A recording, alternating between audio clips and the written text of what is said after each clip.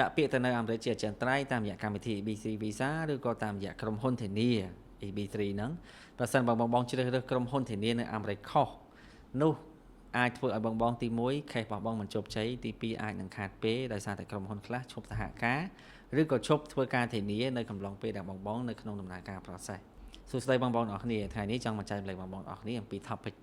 2ទី1ហេតុអីបានក្រុមហ៊ុនធានាខ្លះនៅសហរដ្ឋអាមេរិកដែលយើងដាក់ពាក្យទៅធ្វើការហ្នឹងហើយគេធានាយើងទៅតាមរយៈ EB3 ហ្នឹងបដូរចិត្តឈប់ធានាឬក៏លែងធានាបងទាំងអស់គ្នាទី2គឺសារៈសំខាន់ដែលបងសារៈសំខាន់នៃការជ្រើសរើសក្រុមហ៊ុនធានានៅអាមេរិកឲ្យបានត្រឹមត្រូវដើម្បីប្រកាសថាកម្មវិធី EB3 របស់បងនេះគឺមានឱកាសអាចជាប់បានទៅឬក៏អាចជោគជ័យនឹងខ្ពស់បាទអញ្ចឹងចូលមក topic ទី1តើមូលហេតុអីគេខ្លះដែលក្រុមហ៊ុនធានាខ្លះនៅសហរដ្ឋអាមេរិកដំបូងធានាយើងតាម EB3 submit LCA ហើយក៏លែងធានាឬក៏អ្នកខ្លះអាយ140 approve ហើយមុនទៅពេលដល់សម្ភារក៏ឈប់ធានាអញ្ចឹងថ្ងៃនេះចង់មកចែករំលែកហេតុផលខ្លះដែលចេញពីបទពិសោធន៍ផ្ទាល់ពីមេធាវីនៅសហរដ្ឋអាមេរិកដែលគាត់បានធ្វើកិច្ចការទៅលើកម្មវិធី EB3 នេះជាង10ឆ្នាំមកហើយអញ្ចឹងហេតុផលទី1អាចជាហេតុផលច្រើនដែរគឺពេលខ្លះអាជីវកម្មនឹងត្រូវបិទទ្វារអញ្ចឹងឧទាហរណ៍ថាបងចាប់ផ្ដើមដំណាក់កាលទី1 submit ឯកសារទៅក្រសួងការងារហើយស្រាប់តែដល់ទី2គឺក្រុមហ៊ុនហ្នឹងគឺគេបិទទ្វារគេខ្សែធនណាអញ្ចឹងគឺគេលែងអាចធានាយើងបានហើយអានេះគឺជាហេតុផលទី1ហេតុផលទី2ដែលមានខ្លះដែរគឺក្រុមហ៊ុនខ្លះគឺបានលក់អាជីវកម្មរបស់គាត់ទៅឲ្យអ្នកដទៃអញ្ចឹងមានន័យថាតកែចាស់គេធានាដល់ពេលអ្នកដែលទិញអាជីវកម្មនេះដែលជាតកែថ្មីនេះគឺគេអត់ចង់ធានាយើងទេគេអត់ចង់បន្តការធានាឬក៏មានហេតុផលផ្សេងពីក្រោយណាមួយដែលគេលែងចង់ឈប់ធានាព្រោះអីតកែថ្មីគេមានសិទ្ធិសម្រេចទៅលើក្រុមហ៊ុនរបស់គេនៅពេលដែលគេមកទិញក្រុមហ៊ុនហ្នឹងណាអញ្ចឹងការលក់ក្រុមហ៊ុនក៏អាចជាហេតុផលមួយដែរដែលគេលែងធានាយើងហើយហេតុផលទី3មានសារៈសំខាន់ក៏អាចកើតឡើងច្រើនដែរហេតុផលនេះណាហេតុផលនេះគឺនៅពេលដែលក្រុមហ៊ុន agency តាក់ទងនឹងធ្វើការតំណែងគ្នាជាមួយនឹង employer ហ្នឹងជាមួយក្រុមហ៊ុនដែលធានាហ្នឹងពីដំបូងគឺក្រុមហ៊ុនហ្នឹងមិនដែលបានស្វែងយល់ថាតើកម្មវិធីហ្នឹងនឹងត្រូវការឯកសារអីគេខ្លះកម្មវិធីនេះនឹងត្រូវចំណាយពេលប៉ុណ្ណាហើយនឹងត្រូវការផ្ដល់ជាឯកសារអីគេខ្លះដូចជា financial statement ដូចជាលិខិតប្រកាសពន្ធអីជាដើមឬក៏ risk អីគេខ្លះដូចជា risk ដែលគេចុះទៅ audit គាត់នៅក្រសួងការងារឬក៏ risk ដែលគេចុះទៅ audit គាត់នៅក្នុងដំណាក់កាល USCS អីជាដើមគឺគាត់មិនដែលបានស្វែងយល់ច្បាស់និងមិនដែលបានដឹងថាទាមទារហេតុផលទាំងអស់ហ្នឹងទេអញ្ចឹងដូចជាក្រុមហ៊ុនខ្លះនៅពេលដែលយើង submit LC យើង approve ហើយដល់ដំណាក់កាល USCS ដែលជាដំណាក់កាលគាត់ត្រូវធានាយើងទៅអន្តរប្រវេសន៍ណាគាត់នឹងត្រូវបកគោលដូចជាតាក់ return របស់គាត់ financial statement ប្រកាសអំពីចំណូលរបស់គាត់ថាតើគាត់មួយឆ្នាំចំណូលប្រមាណចំណាយប្រមាណចំណេញប្រមាណអញ្ចឹងរឿងរ៉ាវទាំងអស់នេះក្រុមហ៊ុនខ្លះគឺគាត់មិនបានដឹងមុនទេមានន័យថា agency ដែលដៃគូជួយរើសបុគ្គលិកឲ្យគាត់នេះ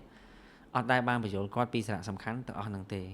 នៅពេលដែលគាត់ដឹងព័ត៌មានហ្នឹងនៅក្នុងដំណាក់កាលទី2ដែលជាដំណាក់កាលទៅ USCIS ហ្នឹងគឺគាត់ចាប់ផ្ដើមយល់ពីហានិភ័យហើយបើសិនជាក្រុមហ៊ុនគាត់អត់មាន financial statement ឬក៏លិខិតប្រកាសពន្ធ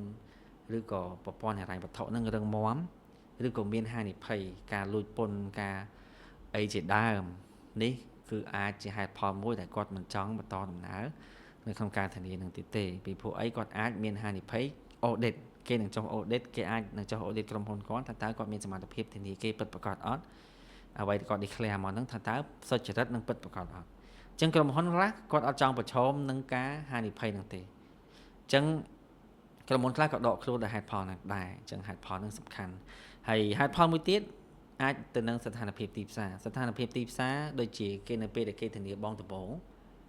គេត្រូវការមុខតំណែងហ្នឹងអាជីវកម្មរបស់គេដំណើរការទៅល្អអញ្ចឹងគេត្រូវការរើសបុគ្គលិកបន្ថែមប៉ុន្តែនៅពេលដែល LC approve ហើយឬក៏ដល់ USCIS ឬក៏ដល់ដំណាក់កាលមុនសម្ភារអីជាដើមស្ថានភាពទីផ្សារហ្នឹងផ្លាស់ប្ដូរមុខតំណែងដែលគេធានាបងហ្នឹងគេលែងត្រូវការទៀតហើយព្រោះអាជីវកម្មរបស់គេកំពុងធ្លាក់ចុះការលក់អាជីវកម្មរបស់គេកំពុងធ្លាក់ចុះការកម្មង់អាជីវកម្មរបស់គេកំពុងធ្លាក់ចំណូលអីជាដើមអញ្ចឹងនៅក្នុងស្ថានភាពបែបនេះ employer គេអាចចាំបាច់ត្រូវធានាយើងទៀតទេពីព្រោះអីគេអត់ត្រូវការបុគ្គលិកទៅធ្វើការទៀតទេឬក៏គេអាចរើសមុខតំណែងហ្នឹងគ្រប់ទៅហើយអញ្ចឹងស្ថានភាពទីផ្សារអាចប៉ះពាល់ទៅដល់ការដំណើរការ EBC ហ្នឹងដែរដែលបងត្រូវយល់ថាវាជាផ្នែកមួយនៃហានិភ័យហើយហេតុផលជាចុងក្រោយអាចជាមិនសូវសម្បូរទេតែជាហេតុផលកើតឡើងដែរតាមបទពិសោធន៍ ក្រុមហ៊ុនខ្លះយើងធ្វើការជាមួយគាត់ agency ធ្វើការជាមួយគាត់តាក់ទងជាមួយនឹង HR manager ឬ HR director អីចឹងទៅប៉ុន្តែនៅពេលដែលពួកគាត់ទាំងអស់នោះលាឈប់ទៅបាត់ព្រោះ4ឆ្នាំយូរដែរអ្នកខ្លះមិនប្រកាសថានៅធ្វើការនៅហ្នឹង4ឆ្នាំទេឈប់បាត់ក៏លែងតាក់ទងលែងបានក៏មានហើយឈប់បាត់ក៏លែងមានការសហការរវាង agency ហើយនិង employer ក៏មានអញ្ចឹងហេតុផលនេះក៏អាចកើតឡើងដែរដែលអាចធ្វើឲ្យដំណើរការទិដ្ឋាការ ABC របស់បងហ្នឹងរអាក់រអួលឬក៏មិនជោគជ័យឬក៏បកមកធ្វើឯកសារឡើងវិញអញ្ចឹងការជ្រើសរើសក្រុមហ៊ុនដែលជាអ្នកធានាត្រឹមត្រូវជាសារៈសំខាន់បំផុតសម្រាប់បងហើយហានិភ័យនេះគឺជាហានិភ័យដែលអាចកើតឡើងបងត្រូវទទួលយកមិនថាបងដាក់ក្រុមហ៊ុនណាគឺអាចនឹងកើតឡើងអញ្ចឹងណាអញ្ចឹងរើស employer ដែលមានបទពិសោធន៍សំខាន់មែនតើអញ្ចឹងនៅក្នុង topic ទី2ថ្ងៃនេះគឺចង់ចែករំលែកបងទាំងអស់គ្នាអំពីថាតើហេតុអ្វីបានជាយើងជ្រើសរើសក្រុមហ៊ុនធានានៅអាមេរិកណាត្រឹមត្រូវជារឿងសំខាន់ណាស់នៅក្នុងភាពជោគជ័យនៅក្នុងដំណើរការ AB3 ហ្នឹងបងត្រូវដឹងថាកម្មវិធី AB3 នេះដំណើរការឡើងតាមរយៈក្រុមហ៊ុនធានានៅអាមេរិកធានាឲ្យយើងទៅធ្វើការហើយយើងមានសិទ្ធិរស់នៅអញ្ចឹងដូចយើងរៀបការជាមួយនឹង US citizen អញ្ចឹងបើសិនជាអ្នកធានារបស់យើងធ្លាប់មានប្រវត្តិធានាគេផ្ដេសផ្ដាស់ធ្លាប់ជាប់ទោសទណ្ឌធ្លាប់សុំលុយរត់អីជាដើមឬក៏អ្នកធានាហ្នឹងដូរចិត្តមិនចង់ធានាបងអីជាដើមគឺមានហានិភ័យដូចគ្នាអញ្ចឹងមិនថាបងរៀបការជាមួយនឹង US citizen ឬក៏ទៅរស់នៅអាមេរិកតាមរយៈរៀបការឯងបើអ្នកធានានឹងកេកកុកការធ្វើឯកសាររបស់បងដែលត្រូវទៅរស់នៅអាមេរិកហ្នឹងក៏អត់ទៅមុខដែរអញ្ចឹងសារៈសំខាន់ណាស់សម្រាប់បងដែលដាក់ទៅតាមរយៈ AB3 ពិចារណាជ្រើសរើសក្រុមហ៊ុនធានាឲ្យមែនតែនជាជាងជ្រើសរើសថាតើការងារនឹងលំបាកអត់ថាតើការងារនឹងប្រាក់ខែច្រើនទេហើយថាតើការងារនឹងនៅរដ្ឋដែលខ្លួនចង់ទៅឬក៏រដ្ឋដែលតិចមិនតិចអីទេអញ្ចឹងមុននឹងយើងរើសផ្នែកទាំងអស់នោះយើងត្រូវរើសអីគេខ្លះហើយហេតុអ្វីបានវាសំខាន់អញ្ចឹងហេតុផលទី1ហេតុអីបានជ្រើសរើសក្រុមហ៊ុនធានាសំខាន់ហេតុផលទី1គឺក្រុមហ៊ុននោះយល់ពីកម្មវិធី AB3 បងត្រូវដឹងហើយកម្មវិធី AB3 ចំណាយពេលដល់ទៅ3-4ឆ្នាំហើយបើគេរើសមុខតំណែងឥឡូវឧទាហរណ៍មុខតំណែងតឡាងរថយន្តចុះដែលយើងមាននៅ Wisconsin ហើយចំណាយពេលដល់4ឆ្នាំមានន័យថាគេត្រូវរងចាំយើងដល់4ឆ្នាំថាតើ4ឆ្នាំហ្នឹងគេនៅមានមុខតំណែងទៀតអត់អញ្ចឹងសំខាន់ណាស់យើងជ្រើសរើសក្រុមហ៊ុនដែលមានបទពិសោធន៍មួយ AB3 ហើយត្រូវរើសក្រុមហ៊ុនដែលមានបទពិសោធន៍មួយ ABC ស្រាប់គេដឹងហើយថាដំណើរការហ្នឹងឆ្លងកាត់អីគេខ្លះដំណើរការហ្នឹងចំណាយពេលប៉ុណ្ណាហើយរហូតដល់ពេលគេធានាបងនេះរហូតដល់បងបានទៅនេះគេត្រូវចំណាយពេលប៉ុណ្ណាអញ្ចឹងក្រុមហ៊ុនដែលមានបទពិសោធន៍ហើយគេដឹងហើយបើគេសម្រេចចិត្តថាគេធានាបើបេក្ខជនឡើងវិញឬក៏ធានាជុំថ្មីទៀតគឺគេបានយល់ពីអាហ្នឹងអស់ហើយគេមាន expectation ឬក៏និយាយគេរំពឹងហើយថាបងធានាថ្ងៃហ្នឹងមិនបានមកខែក្រោយទេប្រកាសជា4ឆ្នាំអីទៀតបានមកអញ្ចឹង employer ដែលយល់បែបហ្នឹងមុននឹងគាត់ធ្វើការសម្រេចចិត្តធានាជុំថ្មីគាត់បានធ្វើការទាយទុករួចហើយថាបេក្ខជននេះ4ឆ្នាំនេះបានគាត់មកដល់គឺនឹងមានការងារឲ្យគាត់ធ្វើអាហ្នឹងសំខាន់ទី1សំខាន់ជាងគេក្រុមហ៊ុនដែលមានបទពិសោធន៍នឹង AB3 អាហ្នឹងសំខាន់ជាងគេទី2ក្រុមហ៊ុនដែលបានយល់ពីកម្មវិធី AB3 រួចអញ្ចឹងក្រុមហ៊ុនដែលបានយល់ភាគច្រើនជាក្រុមហ៊ុនមានបទពិសោធន៍ដែរដូចជាក្រុមហ៊ុនដែលយើងមាននៅ Stockton អញ្ចឹងគឺគាត់ចាប់ផ្ដើមធានាបេក្ខជនតាំងពី2020ជាងមកម្ល៉េះអញ្ចឹងឥឡូវមានអ្នកជោគជ័យទៅដល់ទៀតគាត់ទទួលបានប្រយោជន៍ពីអ្នកដែលទៅដល់នឹងធ្វើការឲ្យគាត់ទៀតអញ្ចឹងណាអញ្ចឹងក្រុមហ៊ុនដែលបានយល់ពីដំណើរការ ABC សំខាន់ជាងដែរហេតុផលទី2ហ្នឹងគឺគាត់នឹងយល់ថាដំណាក់កាលទី1នៅក្រសួងការងារត្រូវការគេខ្លះទី2 USCIS ត្រូវការគេខ្លះហើយទី3គាត់នឹងត្រូវសហការបែបណាខ្លះដែលជាដំណាក់កាលសម្ភាសជាមួយស្ថានទូតអាមេរិកអញ្ចឹងដោយនៅក្រុមហ៊ុន Stockton អញ្ចឹងគឺគាត់បានដឹងថាទី1គឺគាត់ត្រូវសុំ PWD ទៅក្រសួងការងារអាមេរិកដើម្បីគាត់អាចមានសិទ្ធិរើសបុគ្គលិកមិនមែនជា US citizen ក្រៅសហរដ្ឋអាមេរិកមួយទៀតគឺគាត់ត្រូវផ្សព្វផ្សាយត្រូវ recruitment ទៅលើ position ដែលគាត់ចង់ recruit នៅក្រៅប្រទេសហ្នឹង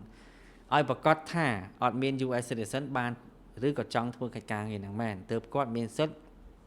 ទៅ recruit គេនៅក្រៅប្រទេសអញ្ចឹងគាត់ដឹងដំណាក់កាលក្រសួងការងារគាត់ធ្លាប់ធ្វើអញ្ចឹងគាត់ដឹងគាត់អាចធ្វើបានអញ្ចឹងគាត់ទទួលយកបានដំណាក់កាលទី2នៅ USCA គឺជាដំណាក់កាលដែលគាត់ត្រូវធានាគេទៅរស់នៅហើយដើម្បីធានាគេទៅរស់នៅសហរដ្ឋអាមេរិកបងដឹងហើយក្រុមហ៊ុនមួយគឺត្រូវមានសមត្ថភាពបើអត់សមត្ថភាពអត់អាចគ្រប់លក្ខខណ្ឌនៅក្នុងការធានាគេផ្ដេសផ្ដាស់ទេមិនថាប្តីប្រពន្ធយើងធានាទៅអាមេរិកទេ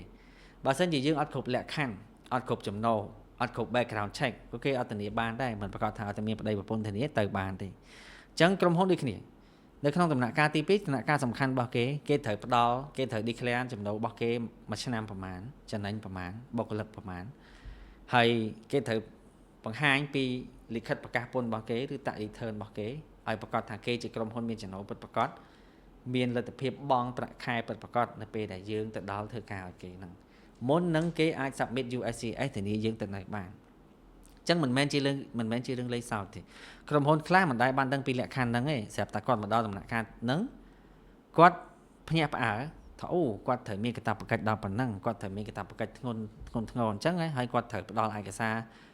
ព័ត៌មានហិរញ្ញវត្ថុដែលជាឯកសារសម្ងាត់ហ្នឹងផងអញ្ចឹងក្រុមហ៊ុនខ្លះគាត់ភ្ញាក់ផ្អើលគាត់ឈប់ធានាត្រង់ចំណុចហ្នឹងអញ្ចឹងសំខាន់ណាស់ក្រុមហ៊ុនដែលមានបទពិសោធន៍ហើយស្រាប់គឺគេបានដឹងស្រាប់ហើយអញ្ចឹងណាថាអាទី1ទី2គេត្រូវការអីអាទី3ត្រូវការអីហើយហេតុផលមួយទៀតដែរ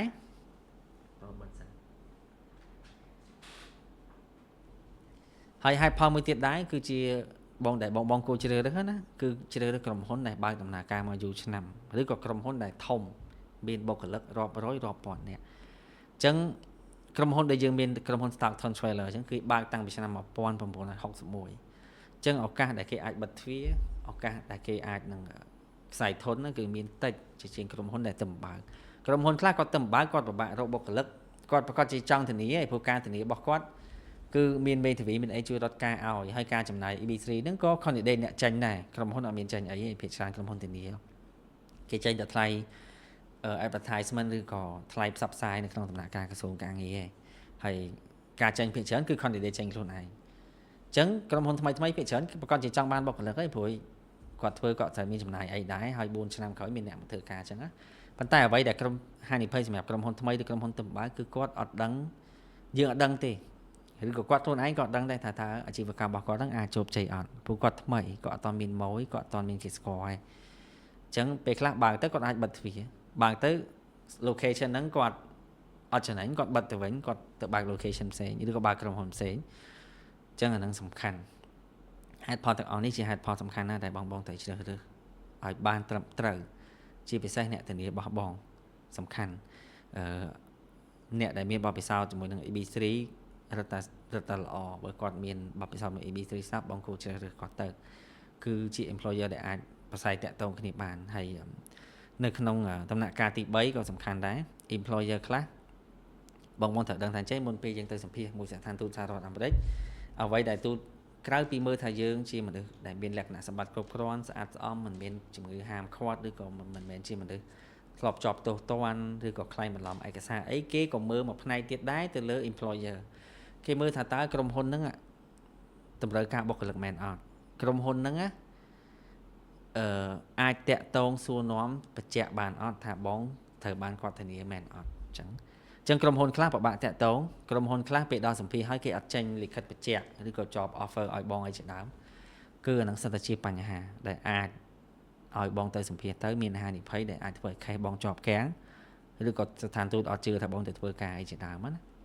អញ្ចឹងដូចនៅក្រុមហ៊ុនយើងមាន Stockton Trailer មុននឹងបងទៅសម្ភាសគឺនឹងមានលិខិតបញ្ជាក់ពីក្រុមហ៊ុន Stockton ចេញដោយ HR គេតែម្ដងបញ្ជាក់ថានៅពេលដែលបងទៅដល់សហរដ្ឋអាមេរិកបងនឹងមានការងារធ្វើបងនឹងមានប្រាក់ខែប៉ុណ្ណេះហើយមកតំណែងនេះអញ្ចឹងអានេះសំខាន់ណាស់មុនបងចូលសម្ភាសគឺទូលគេចង់ដឹងហើយពេលខ្លះយើងទៅសម្ភាសហើយក៏អត់ជាប់ភ្លាមដែរគេអាចនឹង hold decision សិនគេអាចនឹងទុក case យើងសិនណាគេអាចតាក់ទងទៅ employer សិនសួរនាំគេថាអូអ្នកឯងបានធានាបុគ្គល A មែនអត់មកតំណែងនេះប្រាក់ខែនេះមែនអត់ហើយបើសិនជា employer ខ្លះពិបាកតាក់ទង employer ខ្លះមិនមានភាពស្និទ្ធស្នាលឬក៏ employer ខ្លះខ្វះការសហការ case បងក៏វាជាប់គាំងនឹងរអាក់រអួលទៅតាមហ្នឹងដែរអញ្ចឹងថ្ងៃនេះចង់ចែកម្លែកបងពី topic តែប៉ុណ្្នឹងទេអំពីថាតើការជ្រើសរើស